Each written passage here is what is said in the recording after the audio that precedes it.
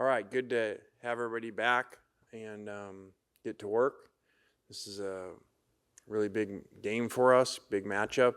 To have Oklahoma coming in here, who's playing great defense, has just changed our offensive staff and looks like changed our quarterback. So, and it sounds like getting some receivers healthy. So this is a big challenge for us. Excited to be back in front of our home crowd and get back on track. So. Gonna have a great week of practice. Lane, you kind of touched on it right there, but it's reported that Joe John Finley will be the play caller for Oklahoma on Saturday. Just having that 1 year working with him in 2020, what are you kind of anticipating from him as far as what y'all will be up against? Yeah, I don't think that really matters. That's kind of one of those things. I can understand where you think that would mean a lot. He didn't call plays here. He's got, different situation obviously than there. He was our tight end coach here, so I don't think that him having worked here before would help us at all figuring out what he's going to do. And with only a week to call plays, usually people just kind of, add a play here or there, but stay with the same system. You can't reinvent the system in 6 days. I know you guys don't get into specifics on injuries and whatnot, but just after the bye, how are you guys doing health-wise as a whole? I think the time off was good for a number of guys, whether they had been out or whether they had just been not full speed. Like a J.J. Pegues, for instance, Henry Parrish, both those guys played really hurt over the last game or two. So I think the time was good. It's just in general, but with Oklahoma, given it happened yesterday, when y'all are preparing for a team and a change happens on the Sunday before you play up, does that change what y'all decide to do throughout the week? How does that affect, just from a broad strokes standpoint? As far as the quarterback or the coach? Or the offensive coordinator when they make a change? Again, there's no way to predict that, and usually they don't change a whole lot when someone's been there and was the co-coordinator already. So, and even if there's nothing, you can't figure it out. So there's no magic formula to figure out what they're thinking. So, and again, it's not like Joe John was our coordinator here. He was the tight end coach. So it's not like, he's never called plays. So it's not like there's any film to go watch when he called plays.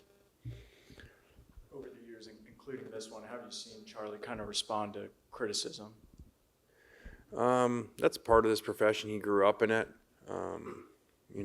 And so he's fine, even though he's younger. He's been through it with his dad, and so it's always been part of this profession, more now than ever. It's not even what have you done in the game. It's, last week. Now it feels like what have you done that quarter of a game. So I think that's just part of the world we live in now, especially with social media. And, like someone said, you used to wait till that night to be able to see highlights of all the games, unless it was the, major game on. And now everybody sees good plays, bad plays immediately. So it just is what it is. I know after the last game, you had said that it kind of was rough that you didn't have a game right away, that you had to kind of stew on it for a week. Just mentally, what was this last week like for you guys, and where you feel like guys are at now? Yeah, I think it was really tough initially because that game, it's one thing if you're going to a game and, you feel like team wasn't ready and, just have these personnel issues all over the place. There's a game we went in, took the lead, thought guys responded to play well in a historically extremely hard place. I don't even know the percentages, but it's got to be one of, if not the hardest place percentage-wise to win and score points at night. And so I thought guys did a really good job in that, and then we let it get away at the end. Again, we had ball a couple times, I think 4-point lead, and could put the game away. And they made 2 big 4th down conversions, including a play of a lifetime by the quarterback, or else we would win the game. So that took a while. I do think, just kind of watching stuff this weekend for the first time, everybody's got problems. Doesn't seem like there's any, perfect teams. And I feel like maybe a year ago there were some you probably thought at this time, with undefeated people that seem to, almost have perfect teams. I feel like there's a lot of issues with all teams. So the year before, we played a lot of close games last year here and won them, and now we had two that we were both very similar. Minus 19 fourth downs and, one score games that went the other way, one play games. Coach, Jackson Arnold finished the game for Oklahoma on Saturday. Is that who you think you'll be preparing for? Yeah, I don't know. Both guys have played a lot this season, so we'll be ready for both. You said in the off week you were going to do a lot of self-evaluating and everything. Any great revelations you can share with us from that self-scouting? Not really. I mean, that's kind of competitive disadvantage to, answer that, but I understand the question. But yeah, I mean, we worked on things and maybe movements and even starting spots, but, competitively, we're not going to discuss that here.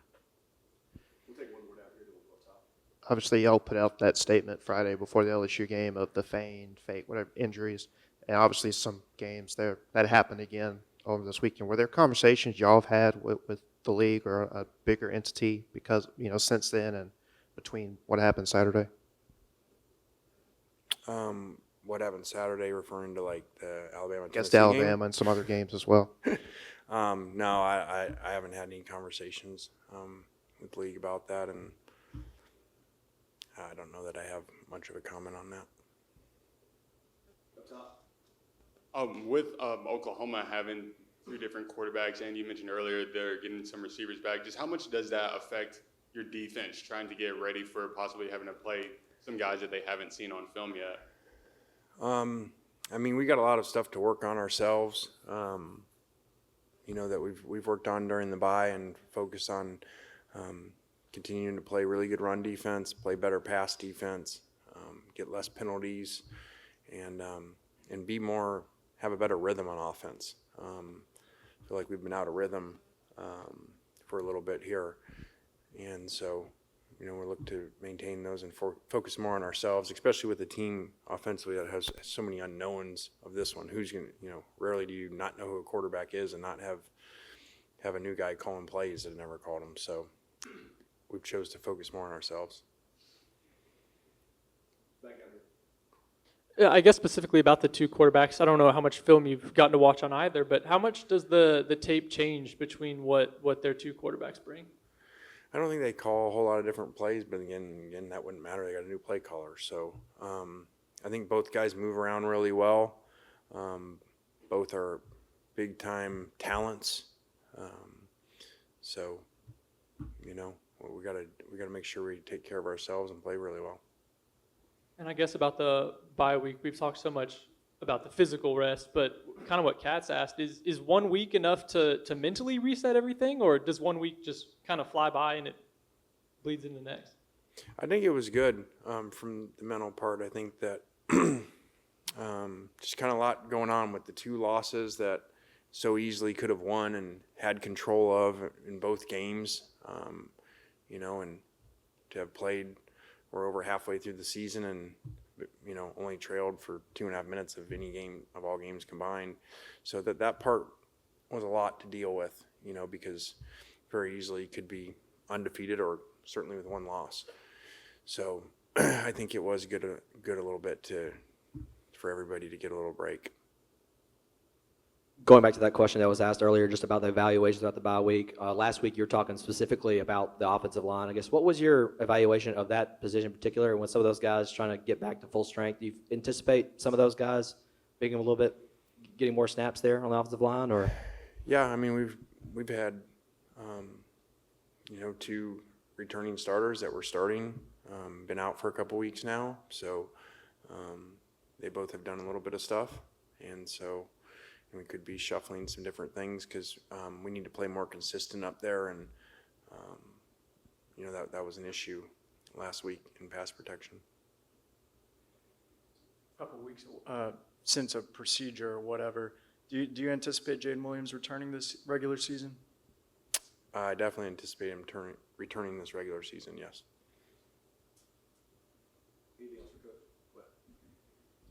You ever seen a fan base throw bottles on the field and get a refs to change a call before? I've seen them try, and never seen it work. Yeah, that would have I would have really struggled with that happening. But I think the coach was very vocal about that, and yeah, that would have been really tough to deal with. Anything else for Coach? All right, thanks. All right, guys, thanks.